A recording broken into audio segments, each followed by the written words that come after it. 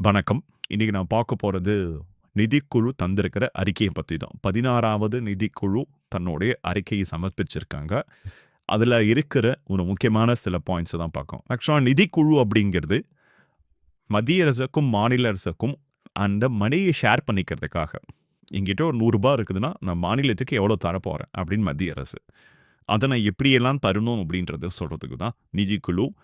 இந்திய அரசமைப்புல ஆர்டிக்கிள் 280 280 கீழ இந்த நிதிக்குழு அமைக்கப்படுது. 5 வருஷத்துக்கு ஒரு தடவ அமைப்பாங்க.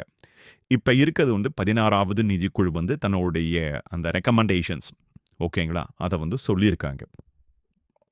ஸோ இதில முக்கியமா என்ன அப்டின்னா, மத்திய அரசு கலெக்ட் பண்றதுன்னு பார்த்தோன்னா, வரிகள்ல பார்த்தீங்கன்னா, ஜிஎஸ்டி, வருமான வரி, இன்கம் டாக்ஸு, கார்ப்பரேட் டாக்ஸு இந்த மாரி டாக்ஸ் எல்லாம் இந்த மாரி வரிகள் எல்லாத்தையுமே வந்து மாநிலங்களோட பகிர்ந்துப்பாங்க. ஓகேங்களா? ஆனா, செஸ்ஸு, சர்சார்ஜ் இத வந்து மாநிலத்திட்ட சென்ட்ரல் கவர்ன்மெண்ட் வந்து ஷேர் பண்ணிக்க மாட்டாங்க. ஓகேங்களா? அதாவது தீர்வை வரி, கூடுதல் வரிய வந்து சென்ட்ரல் கவர்ன்மெண்ட் வந்து ஸ்டேட் கூட ஷேர் பண்ணிக்க மாட்டாங்க.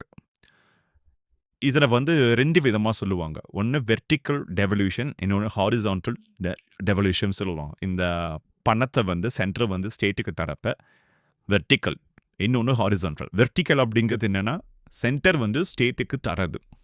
ஓகேங்களா? ஹாரிசான்டல் வந்து ஸ்டேட்டுக்குள்ள நான் எப்படி தரேன் அப்படிங்கிறது. இப்போ ஃபார் எக்ஸாம்பிள் ஒரு ரூ. 100 இருக்குது அப்படின்னா, சென்டருக்கு வந்து மத்திய அரசு வந்து ரூ. 61 எடுத்துக்கும். மாநிலங்களுக்கு ரூ. 39 பிரிச்சுக்கும்.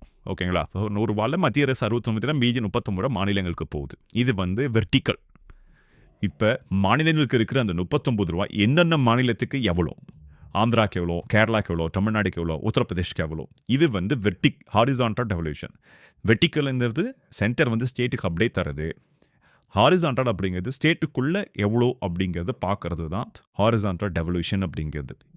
இப்ப இந்த 16வது நிதிக்குழு வந்து ஒரு சில வெயிட்டேஜ் தந்திருக்காங்க. இப்படி தான் அந்த ரூ. 100ல நீங்க செலவு பண்ணணும் அப்படின்ட்டு. இன்கம் டிஸ்டன்ஸ் அப்படிங்கிறதுக்கு 42.5%. 2011ல இருக்க மக்கள் தொகை பாப்புலேஷன் சென்சஸ் பேஸ்ட் ஆன் 2011ல 17.5%. ஏரியாவுக்கு 10%, ஃபாரஸ்ட் 10%, டெமோகிராஃபிக் பெர்ஃபார்மன்ஸ் மக்கள் தொகையை கட்டுப்படுத்தல அதுக்கு ஒரு 10%, ஸ்டேட் கான்ட்ரிபியூஷன் டூ ஜிடிபி உற்பத்திக்கு, ஒட்டுமொத்த தேசிய உற்பத்திக்கு, உள்நாட்டு உற்பத்திக்கு அந்த மாநிலத்தோட பங்குக்காக 10% அப்படின்னு சொல்லிட்டு பிரிச்சுக்கலாம். 100%. காலங்காலமா மாநிலங்கள் வந்து மத்திய அரசுட்ட வச்சுட்டு இருக்க கோரிக்கை இந்த நிதிக்குழுவுல வந்து என்ன அப்படின்னா, செஸ் சர்சார்ஜையும் நீங்க வந்து எங்களுக்கு வந்து பிரிச்சு தரணும், ஷேர் பண்ணி தரணும் அப்படின்றது. ஆனா சென்ட்ரல் கவர்ன்மெண்ட் வந்து ஃபினான்ஸ் கமிஷன் வந்து அது தேவையில்லாத வேல. செஸ் சர்சார்ஜ் வந்து சென்ட்ரல் கவர்ன்மெண்ட்டே இருக்கிறதுக்கான காரணங்கள வந்து அவங்க சொல்லியிருக்காங்க. இன்கேஸ் எனி எமர்ஜென்சி பீரியட்ல அந்த டாக்ஸ வச்சு தான் சென்ட்ரல் கவர்ன்மெண்ட் எதுவா இருந்தாலும் பண்ண முடியும் அப்படின்ற மாரி. அப்புறம் அவங்க என்ன சொல்றாங்க அப்படின்னா, சென்ட்ரல் கவர்ன்மெண்ட் இன்ஃப்ராஸ்ட்ரக்சர்லயும் ஃபண்டிங் தருது. ஸோ இது எப்படியா இருந்தாலும் மாநிலங்களுக்கு போறது தான். ஸோ செஸ் சர்சார்ஜ்ல கை வைக்கல அப்படின்றாங்க. அதே மாரி ஸ்டேட்ஸுங்க வந்து கேட்கறது 50% ஆஃப் த அமௌண்ட்ட கேட்கறாங்க. ஓகேங்களா? 50% ஆஃப் த அமௌண்ட் ஒரு ரூ. 100 இருக்குன்னா, ரூ. 50 எங்களுக்கு வேணும் அப்படின்ற மாரி ஸ்டேட்ஸ் கேட்கறாங்க. ஆனா நிதிக்குழு வந்து கிட்டத்தட்ட ஒரு 42.5%க்கு வந்திருக்காங்க. 42.5%க்கு வந்திருக்காங்க. ஸோ இந்த நிதிக்குழு வந்து தன்னோட ரெக்கமெண்டேஷன்ஸ வந்து பிரசிடென்ட்டா வந்து ஒப்படைச்சுட்டாங்க. இந்த 16வது நிதிக்குழுக்கான தலைவர் வந்து அரவிந்த் பனாகரயா அப்படிங்கிறவர்.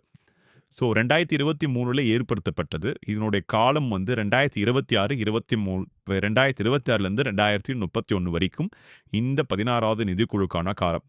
ஆர்டிக்கிள் 280 5 வருடங்களுக்கு ஒரு தடவ அப்பாயிண்ட் பண்ணுவாங்க.